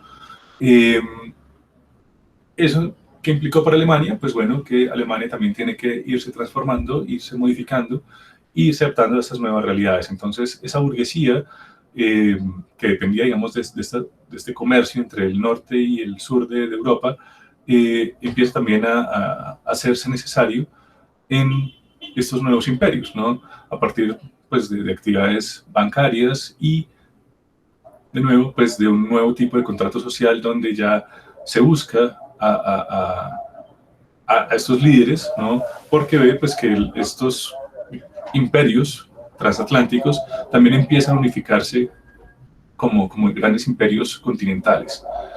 ¿Me explico? Durante el Renacimiento, pues España, Francia son también un conjunto de principados, igual que era Italia, ¿no? Y igual que era Alemania. Es decir, la Edad Media deja a Europa completamente fragmentada políticamente. La geografía política de Europa en la Edad Media pues es el conjunto de pequeños principados, reinos, ducados, condados, ¿no? Pero no hay, digamos, unidades político-administrativas grandes, ¿no? La única y la primera que se dará, digamos, será en Inglaterra, es el primer, digamos, estado unificado. Y a partir de esa unificación de Inglaterra, pues obviamente muchos principados y muchos reinos empiezan también a ver pues, esto como un peligro, ¿no? Y digamos, parte de la expansión mercantilista pues es para poder financiar ejércitos que permitan defenderse de estos nuevos estados que están consolidando. España, pues, inicia de nuevo entonces si no recuerdan esta historia, pues, muy en resumen, una unificación de estos reinos del norte de España, con el fin de, pues por un lado, expulsar a los árabes del sur de España, del andaluz, consolidar un estado homogéneo y pues poder hacer frente a una posible invasión francesa e inglesa por el norte, ¿no? Portugal hace exactamente lo mismo frente a la amenaza de España, ¿no? Esa España fuerte, unificada, que pues es su frontera, ¿no? Es decir, Portugal no tiene más frontera que con España. Y también entonces empieza una fuerte unificación y buscar nuevas rutas comerciales que le permitan tener un ejército que le permita defenderse de España. Francia también entonces tiene a España, tiene a Inglaterra por el norte, tiene a Alemania por el este, y también entonces empieza a crear esa política de unificación. Esa política de unificación es mucho más temprana que la de España, porque digamos, la guerra de los 100 años con Inglaterra pues, llevó a que muchos reinos y principados franceses se unificaran, pero digamos, la gran aventura imperial pues, empieza ya con los dominios, digamos, que se tienen al otro lado del Océano Atlántico, ¿no? Entonces, todos estos reinos empiezan a unificarse como estados, ¿no? Y estos otros centros de poder, que eran Alemania e Italia, pues siguen, digamos, orbitando dentro de una fragmentación política, dentro de esta lógica de ciudades-estado, de feudos, ¿no? Y pues llegan, digamos, tarde, es decir, ya pleno siglo XIX, a considerar y a lograr, digamos, esta aventura de unificación estatal, ¿no? De formar estados. Y lo hacen más o menos por la misma época, es decir, estamos hablando de 1850, 1860, esas dos décadas, donde tanto Italia como Alemania empiezan a hacer esa unificación estatal. Y con esa unificación estatal, entonces, también empezar a pensar una política estatal, ¿no? Una política sanitaria y una política de educación. Porque estas unificaciones, entonces, lo que llevan es a configurar una identidad. Y esta identidad, pues, principalmente se logra es a partir de un sistema educativo obligatorio, ¿no? Entonces, crean escuelas públicas donde el idioma oficial es el italiano o es el alemán. El alemán que hablan en Prusia o el italiano que hablan en Roma, porque, de nuevo, pues, había miles de dialectos, ¿no? Y también un sistema sanitario, entonces, que propenda por eso, ¿no? Por un cuerpo social sano. Es una política doble, ¿no? Es decir, la asistencia social en última instancia, pues no solamente es para garantizar la salud y el bienestar, digamos, de la población, sino también como un ejercicio de poder, de unificación estatal, ¿no? De generar eso, un marco una frontera nacional. Y esa, digamos, era la gran diferencia entre el Estado premoderno, ese Estado español, francés, esos casi imperios, y el Estado moderno, porque el Estado moderno ya tiene eso, una identidad y unas políticas públicas. Y de nuevo, pues bueno, tenemos, digamos, en Prusia esos primeros experimentos en el siglo XVIII de control sanitario, de control de la población, donde, pues bueno, tenemos a partir de esta policía médica, en el 64, una regulación y control de la práctica médica y de la información demográfica y epidemiológica, ¿no? Es decir, hay unos funcionarios públicos con formación médica que están levantando estadísticas y están observando los barrios, ¿no? Es decir, hay funcionarios locales que están observando y registrando, documentando, ¿no? Todas las condiciones, digamos, de salud de los habitantes. Son los primeros entonces en llevar a cabo una organización del saber médico a nivel estatal. Es decir, todo esto que hemos visto en este libro del nacimiento de la clínica, digamos que se da una primera instancia en Prusia, ¿no? Donde, pues bueno, ya hemos visto que la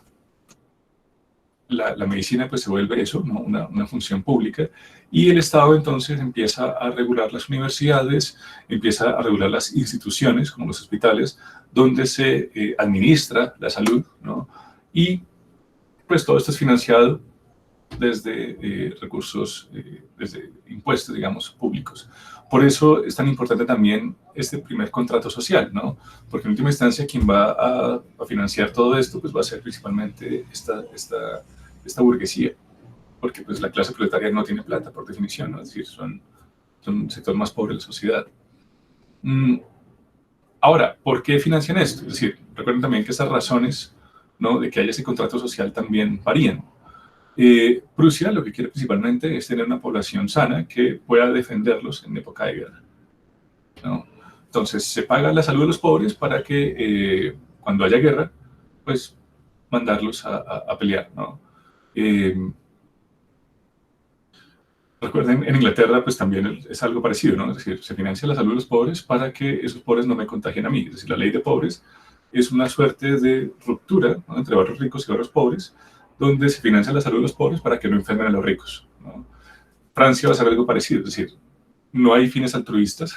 Cuando hablamos de contratos sociales no estamos hablando de caridad ni de altruismo, sino de un pragmatismo desde una racionalidad económica bastante fuerte, ¿no? Racionalidad que pues también nos lleva a eso, ¿no? A las experimentaciones con pobres y con presos, para obtener mejores niveles de salud y mejor conocimiento y las mejores prácticas en salud que redunden pues en la salud de una clase en particular, una clase burguesa y una clase, digamos, entre los quintiles más altos de ingreso. Entonces, la normalización de la profesión médica, de nuevo, pues recapitulando un poco, hay que certificar que estos profesionales de la salud pues tengan un mínimo, ¿no?, de aptitudes, ¿no?, de conocimientos, y pues el que está llamado a certificar eso pues va a ser el Estado, ¿no? Que quienes ejercen la medicina, las ciencias de la salud, pues sean personas aptas, ¿no? Y esa aptitud pues hay que medirla, hay que controlarla, hay que documentarla, ¿no? La subordinación de los médicos a una administración general, de nuevo, eso también es algo que hemos visto, es decir, ya entonces el ejercicio del médico no va a estar en la habitación del paciente, en su casa, ¿no?, con su familia, sino que pues va a depender ya de otro tipo de cliente. Entonces el cliente ahora es el Estado. Y esta relación, digamos, este nuevo patronazgo, ¿no?, ya no de esa demanda individual, sino de esa demanda pública del Estado, pues entonces lo va a volver un funcionario público. Perdón, un funcionario público con, de nuevo, unas reglas del juego distintas, ¿no?, a las que operaban con el paciente individual. Ya no entonces va a estar regulado por ese gremio, ya hemos hablado de la estructura gremial, sino de un Estado, de unas leyes estatales, ¿no?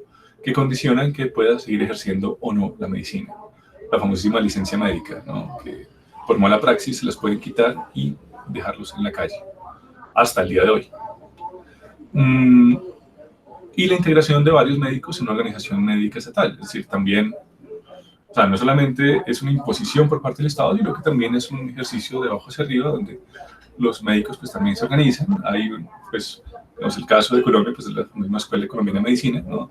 Donde, pues, si bien el Estado interviene en la regulación, en el control de la práctica médica, pues los que orientan esa práctica médica pues van a ser estas asociaciones de tipo gremial, ¿no?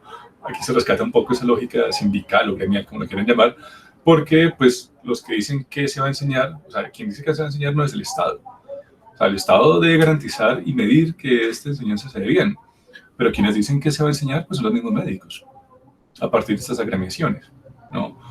Entonces hay digamos, esa relación de ida y vuelta, ¿no? Es una relación de poder con el Estado, donde el Estado controla, regula, nivela, ¿no? Y garantiza ciertos mínimos de calidad en los profesionales, pero quienes dicen qué se debe enseñar y cómo aprender y de qué formas, ¿no? Son los mismos médicos que le dicen al Estado, bueno, usted en sus academias, en sus escuelas de medicina, tiene que tener cierto tipo de mobiliario, ¿no? Pues estos frigoríficos, ¿no? Para las morgues, tiene que tener un cierto número de cadáveres para que podamos diseccionar y aprender de esto, tiene que disponernos, ¿no? Es decir, los médicos le dicen al Estado qué tiene que hacer también. No solamente el Estado los médicos, sino también los médicos el Estado, ¿no? Es decir, por eso Foucault dice, el poder no es una imposición, no es algo vertical, no es algo que, no es esa relación de amo-esclavo, ¿no? El poder es una cosa bidireccional, ¿no? Es negociación en última instancia. Y obviamente aumenta la autoridad, aumenta pero también aumenta sus responsabilidades y sus obligaciones. Entonces, digamos, el poder no es algo tan ¿cómo se diría? No es algo estático, no es algo completamente dinámico y es algo que no es de A a B, sino que es una relación más bien no lineal, es una relación de bucle, ¿no?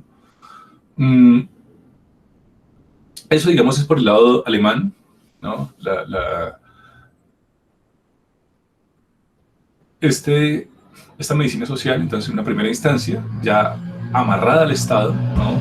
Y tiene esa relación, de nuevo, de poder con el Estado, esa relación tensa, dinámica, orgánica, además, pues es posible, de nuevo, y según Foucault, muy paradójicamente, en aquella periferia del poder, ¿no? Del poder económico y del poder político. El poder político lo tenía Francia, de nuevo, con el ejército más grande de Europa, y el poder económico lo tenía Inglaterra, con el imperio económico más grande del mundo, ¿no? Con India, en ese momento todavía tenía las 13 colonias americanas, tenía parte del Caribe, tenía socios importantes en el sudeste asiático. Era un imperio económico muy grande, pero pues no tenía un ejército muy grande, ¿no? Pero sí tenía una armada, es decir, sí, un poder, digamos, naval muy fuerte, ¿no? Mientras que el poder de Francia pues estaba en su ejército, es decir, estaba en la infantería, en tierra, ¿no? Y esos eran los dos grandes poderes de ese momento. Entonces, Inglaterra con su naval y Francia con su infantería. ¿Qué le quedaba a Alemania? Pues bueno, tener una organización social y un Estado fuerte, ¿no? Para poder contener el embate de ambos posibles enemigos. Porque el otro gran poder continental era Rusia, ¿no? También tenía un ejército muy fuerte. Y pues eso se demostró cuando se dieron las guerras napoleónicas. El único capaz de derrotar a Napoleón pues fue Rusia, ¿no? Porque tenía un ejército muy parecido, por lo menos, bueno, no parecido, porque pues obviamente Francia estaba mucho mejor armada, pero pues sí en número lo superaba Rusia. Bueno, eso por ese lado. Tenemos entonces también una medicina urbana con, digamos, aquí ya el epicentro, entonces pasa de Alemania, de Rusia, perdón, a Francia y pues principalmente a París, ¿no? Es decir, es como el arquetipo, digamos, de este modelo de medicina urbana. Algo que también hemos mencionado en la lectura previa de ese primer corte, y es que la dinámica francesa no es, digamos, la de estas tensiones entre los poderes locales, entre, digamos, esta burguesía que se siente amenazada en su campo de influencia comercial por unos vecinos, porque, pues, digamos, Francia pues era bastante fuerte. Entonces, realmente el problema de Francia es este crecimiento desmesurado de las ciudades, ¿no? Eh, y el cambio de dinámica, es decir, o sea, el siglo XVII fue para Francia y pues muchos países de Europa, el siglo de las revueltas campesinas, ¿no? Porque todavía en el siglo XVII pues Europa era completamente rural, ¿no? Es decir, esa economía portuaria que sostenía, digamos, la economía mercantilista o mercantil, pues era pues, todavía, digamos, muy limitada, muy restringida, muy precaria, ¿no? Realmente el boom de ese mercantilismo pues, fue el siglo XVIII, cuando también ya pasamos bueno, pasó a Europa más bien, de esas incursiones espontáneas a América, ¿no? En busca de oro, ¿no? Es decir, esa época de exploración de América, a una época ya de conquista, perdón, pasamos de la época de conquista, exploración de América en el siglo XVI, parte del XVII, a una época ya de colonización, ¿no? ¿Y por qué colonización? Porque, bueno, ya lo que se busca en América entonces no son esas minas, ¿no? Como esos dorados, como las minas Zacatecas o la mina del Potosí en Perú, sino que lo que buscan es hacer establecimientos que permitan generar economías de plantación, economías de forma de hacienda, con esta mano de obra esclava, ¿no? Principalmente en torno al azúcar y al algodón, que serán, digamos, esos dos grandes consumos que tendrá Europa en el siglo XVIII y gran parte del XIX, ¿no? Y eso entonces lo que lleva a que la población se mueva hacia América, ¿no? La conquista, pues fue, digamos, empresas de una población muy específica, que eran o los prisioneros de guerra, o perdón, los prisioneros a secas, es decir, los delincuentes, los criminales, y los soldados, ¿no? Esos eran los que venían aquí a América en busca de esas riquezas rápidas, instantáneas, ¿no? Para volver allá y gastárselas, ¿no? Pero después tenemos otra dinámica y es que, bueno, hay un espíritu mucho más empresarial y es entonces montar estas grandes plantaciones de algodón y de azúcar, principalmente de azúcar en el Caribe y de algodón, digamos, en territorios más septentrionales, ¿no? Y de nuevo, pues esto es lo que mueve, digamos, realmente la economía negrera, ¿no? La economía esclavista.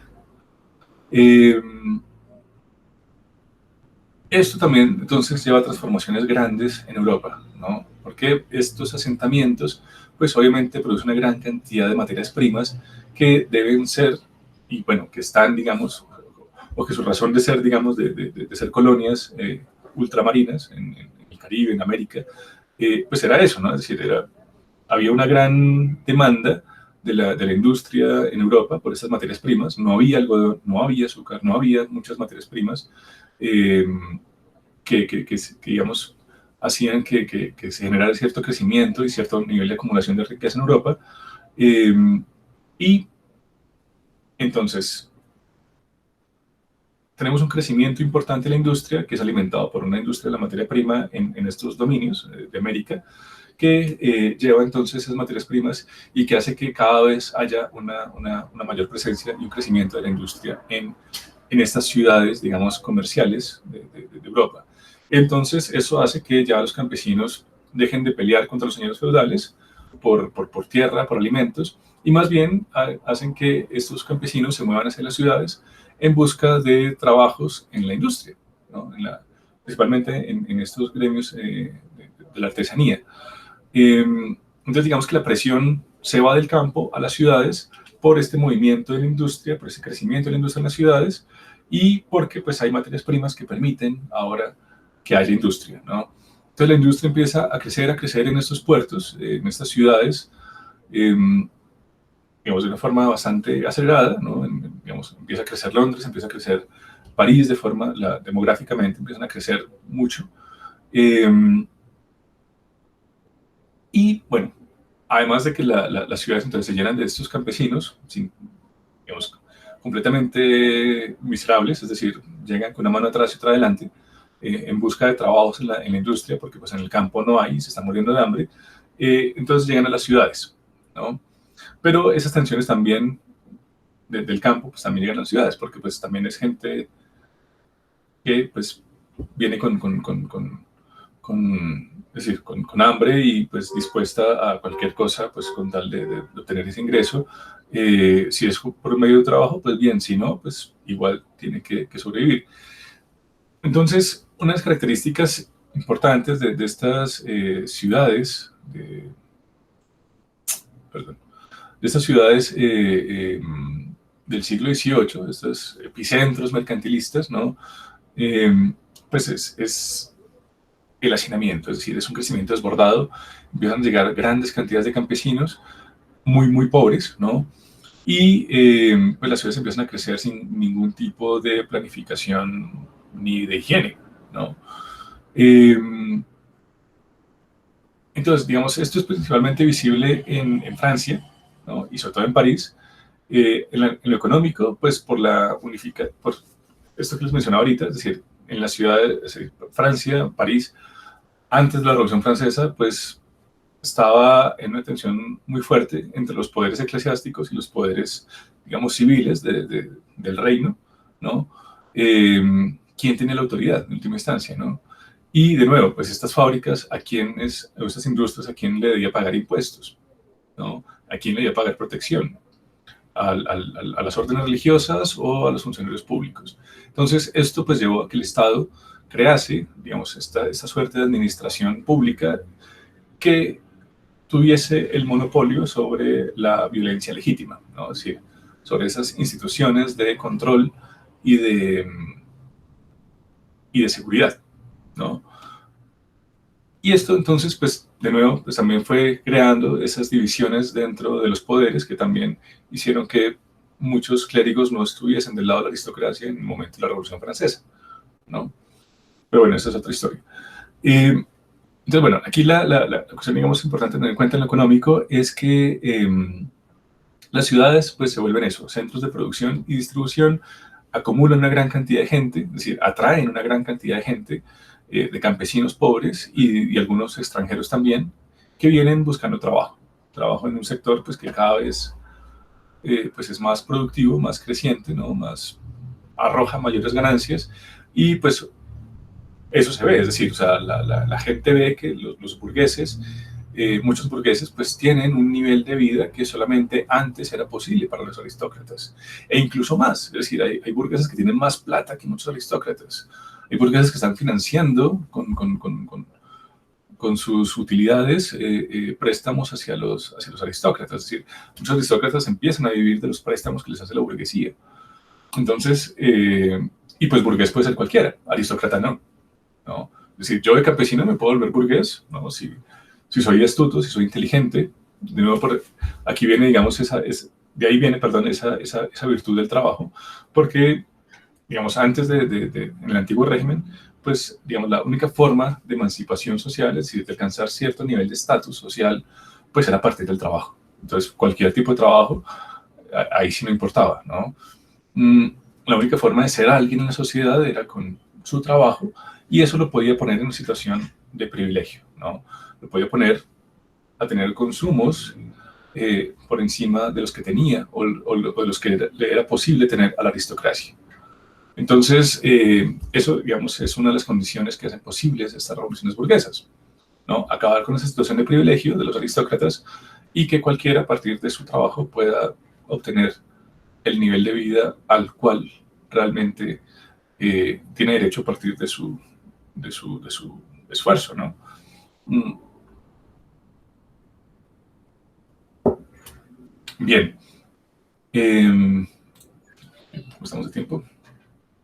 Bueno, y en lo político, entonces, la proletarización, es decir, toda esta cantidad de pobres de la que se llenan las ciudades, de la mano de obra y la emergencia de las clases sociales, pues también despertó esta conciencia de clase, ¿no?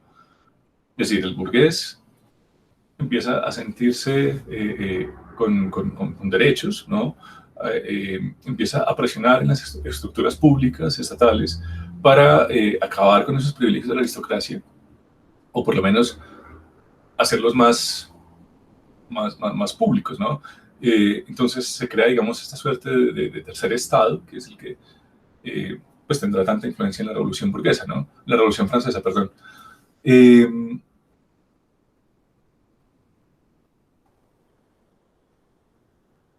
bueno, ¿qué tiene eso que ver con la cuestión sanitaria? Tenemos entonces ciudades muy grandes que atraen una gran cantidad de gente y eso crea condiciones de insalubridad, ¿no?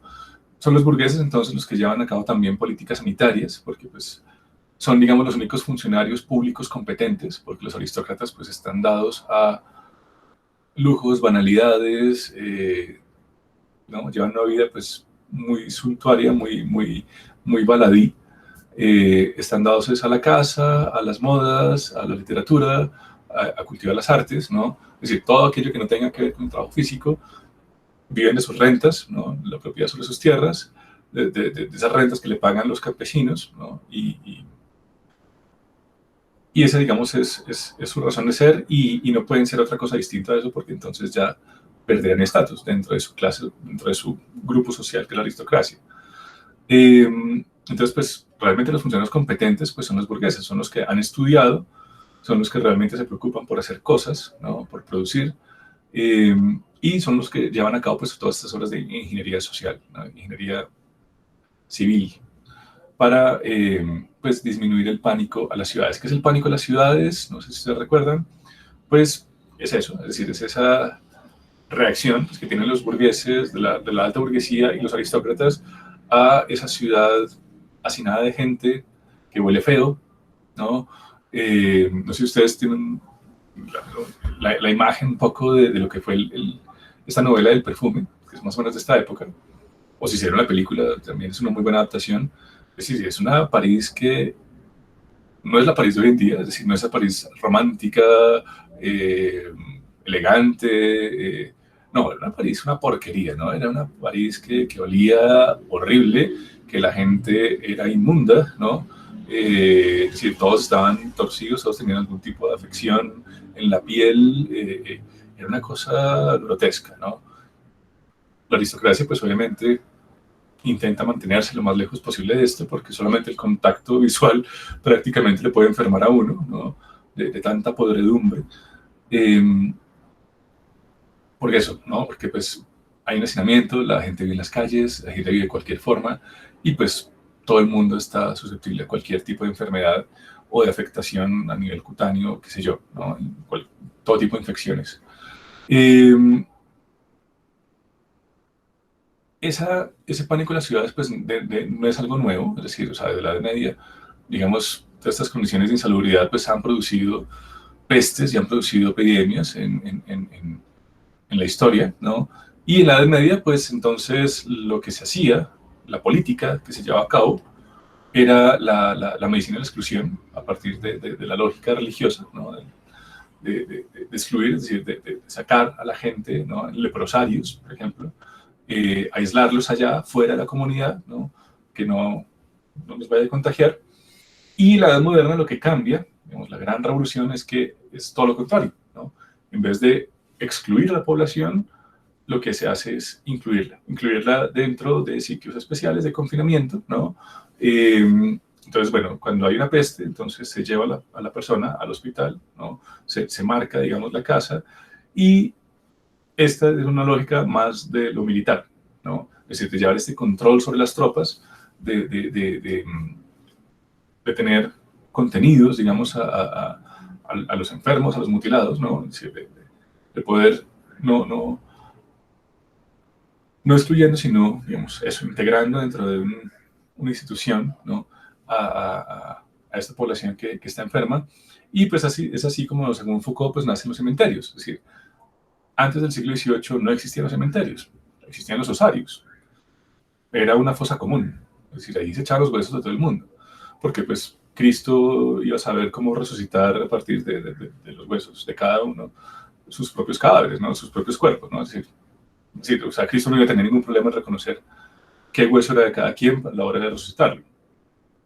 Entonces los cementerios no tienen, digamos, esa lógica cristiana, ¿no? Sino que es a partir de un ejercicio de política pública.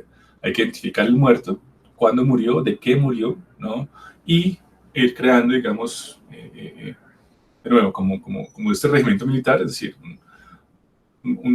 ese ejército de muertos que dice Foucault, ¿no? Donde se tiene un perfecto control y seguimiento de quién fue quién, ¿no?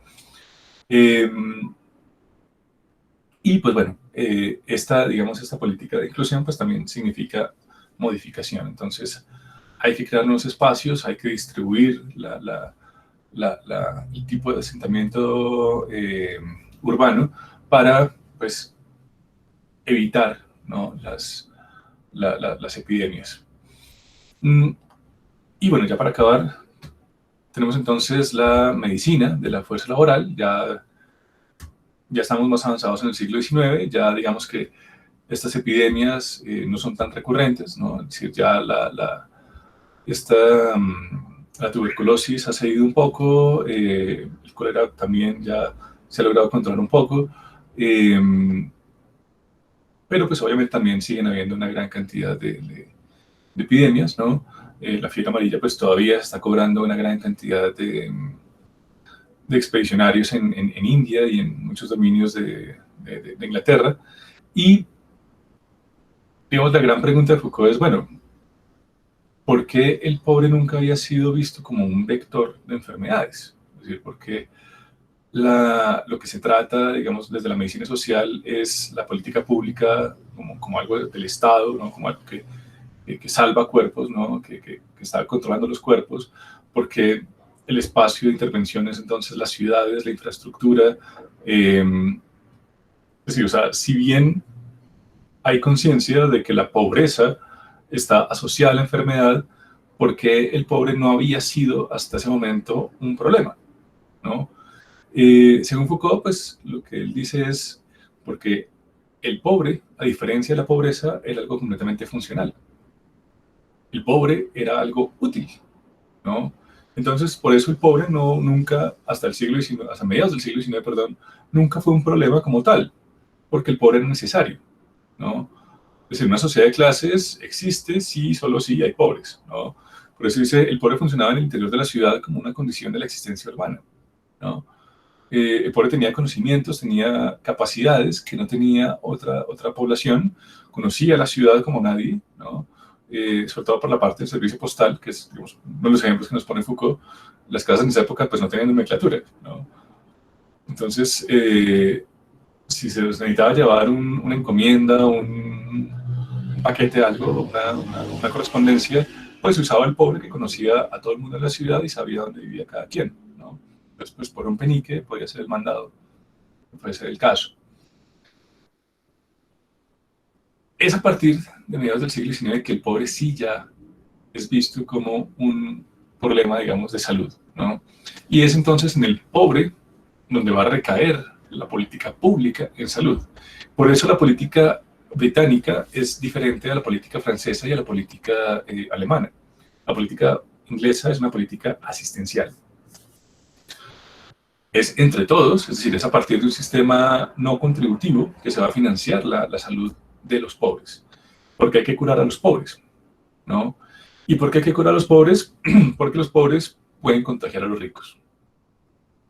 Y es algo que veíamos también en algunas de las exposiciones de ustedes, sobre todo la que tenían que ver, creo que era con el cólera, ¿no? Que había enfermedades que eran de pobres, ¿no? Es decir, creo que, no me acuerdo si era el cólera o la fiebre amarilla, si alguien de la exposición me puede recordar, me hace un favor. Era una enfermedad que estaba asociada únicamente a eso, a la condición de ser pobre, ¿no? Y pues para muchos, digamos, era una forma de control social, ¿no? Era, digamos, algo bueno, algo, digamos, deseable que pasara, porque pues la otra alternativa de acabar con los pobres pues era matándolos, ¿no? Entonces pues digamos, esta forma era un poco más humanitaria en ese sentido, porque pues nadie tenía que ir a matarlos, ellos se morían solos porque era una enfermedad que afectaba únicamente a los pobres. Hasta que se dieron cuenta de que no, de que también puede afectar a los ricos. Entonces, a partir de esta toma de conciencia de que estas enfermedades que atacan a los pobres también pueden matar a los ricos, se crea entonces esta intervención, ¿no? Hay que curar a los pobres para evitar que afecten a los ricos. Entonces ya no solamente basta crear barrios de pobres y barrios de ricos, ¿no? Y crear, digamos, unos cinturones sanitarios, unos cordones de seguridad fuertes para evitar ese tipo de comunicación, ¿no? Hay que cortar cualquier tipo de vínculo comunicante entre esos barrios de pobres y barrios de ricos, porque pues de todas formas la enfermedad pasa, ¿no? Porque de nuevo pues no se puede prescindir de los pobres son útiles, ¿no? Y hay pues que tener de una u otra forma pues contacto con ellos.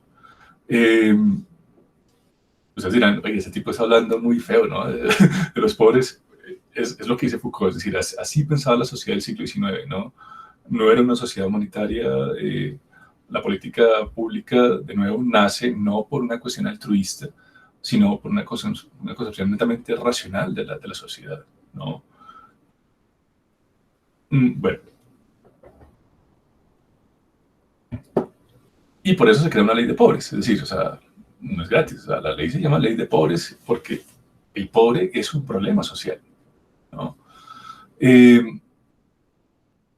Y es a partir entonces de esta ley de pobres que se crea de nuevo esta asistencia social que se institucionaliza en el servicio sanitario, ¿no? En el Health Service. Estamos hablando de 1875, es decir, esto pues, ya es el último cuarto del siglo XIX, ¿no? Digamos, toda la segunda mitad del siglo XIX pues, ha sido eso, ¿no?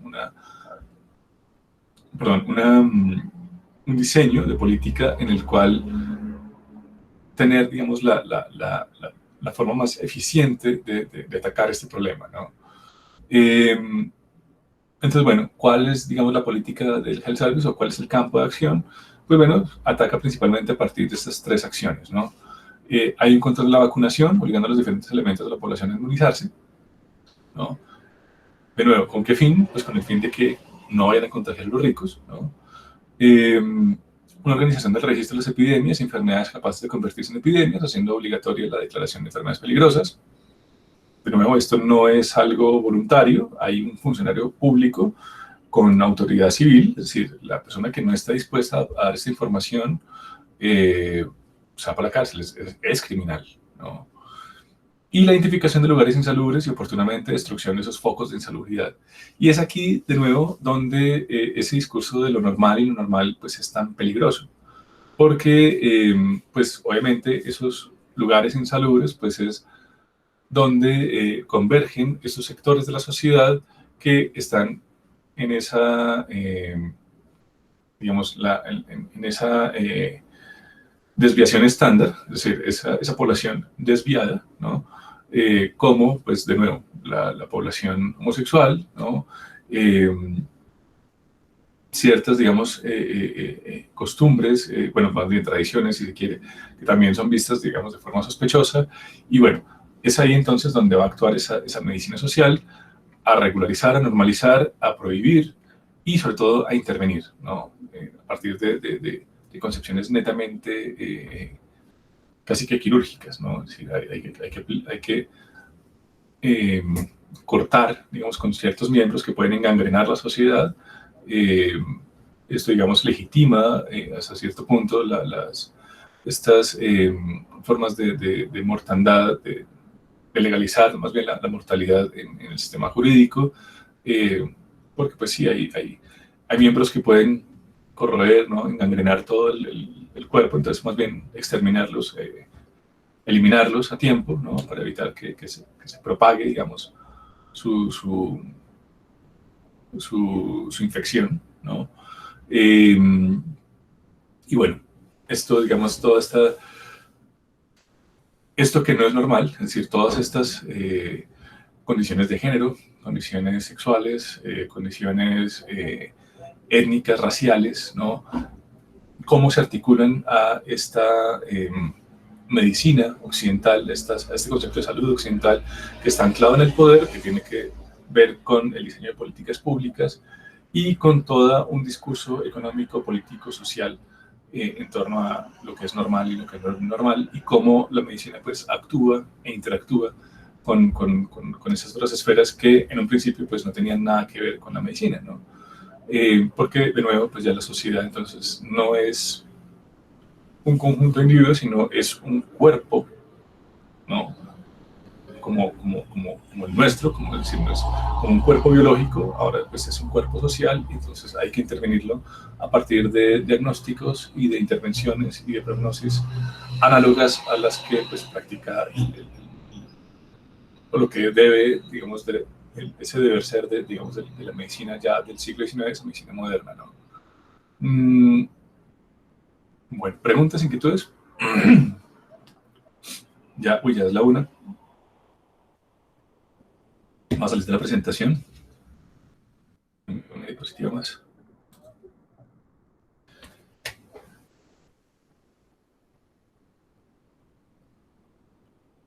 Bueno, sí, qué pena, no me alcanzó el tiempo para dejar un espacio como para preguntas, inquietudes.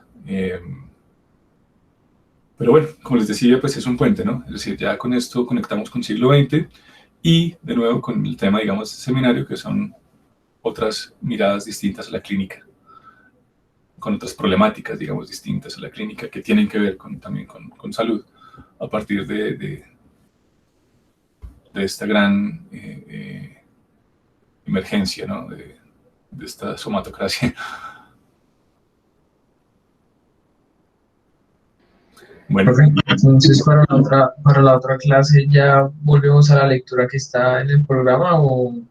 Sí. Este único cambio que hubo en el programa, ya seguimos con el programa tal como está.